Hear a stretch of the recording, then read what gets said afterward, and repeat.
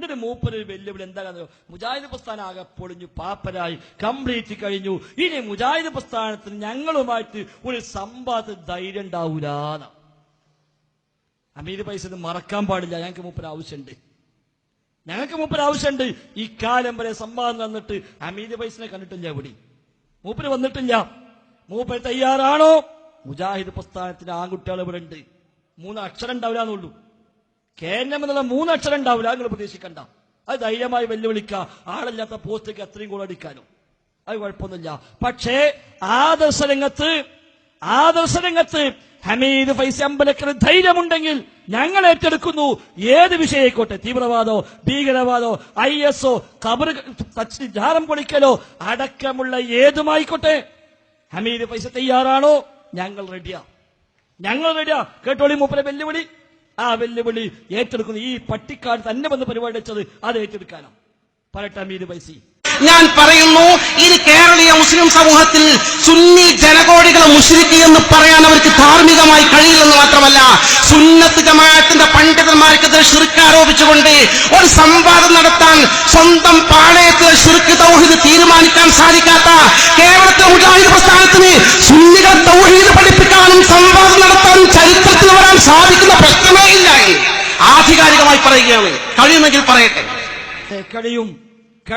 ഇതാ പറയുന്നു, കഴിയുമെങ്കിൽ പറയട്ടെ എന്ന ഈ വെല്ലുവിളി തന്റെ മുന്നിൽ കൂടിയ ആയിരങ്ങളെ കൊണ്ട് തക്ബീർ ചൊല്ലിക്കാൻ മാത്രമായിരുന്നുവെന്ന ഞങ്ങൾ വിചാരിക്കുന്നത്.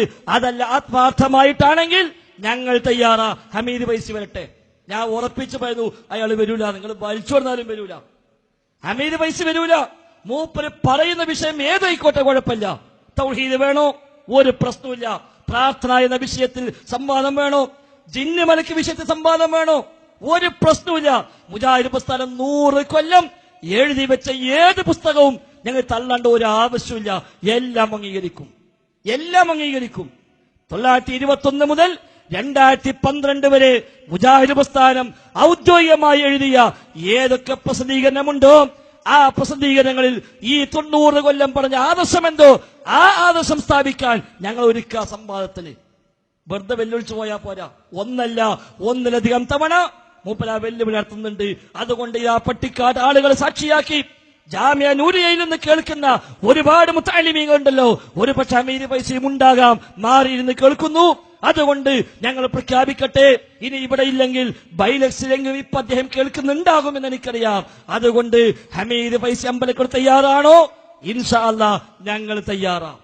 ഏത് വിഷയവും, തൗഹീദ് വേണോ, ഇസ്തിഗാസ വേണോ, ഖബർ കെട്ടിപ്പൊക്കൽ വേണോ, മാല മൗലീദ് വേണോ, ഈ തീവ്രവാദം വേണോ, ഭീകരവാദം വേണോ, ജിന്ന് ശൈത്താൻ വേണോ, ഒരു പ്രശ്നമില്ല. 100 കൊല്ലം മുജാഹിദ് പ്രസ്ഥാനം എന്തു പറഞ്ഞോ അത് അതേപടി പറഞ്ഞുകൊണ്ട് ആ വിഷയത്തിൽ കഴിഞ്ഞ കാലങ്ങളിൽ ഞങ്ങളുടെ മുൻഗാമികളായ പണ്ഡിതന്മാർ നിങ്ങളും മുൻഗാമികളുമായി സംവാദം നടത്തിയതിന് തുടർച്ചയായി അത് ഏറ്റെടുക്കാൻ ഇൻഷാ അല്ലാഹ് ഞങ്ങൾ സന്നദ്ധരാ.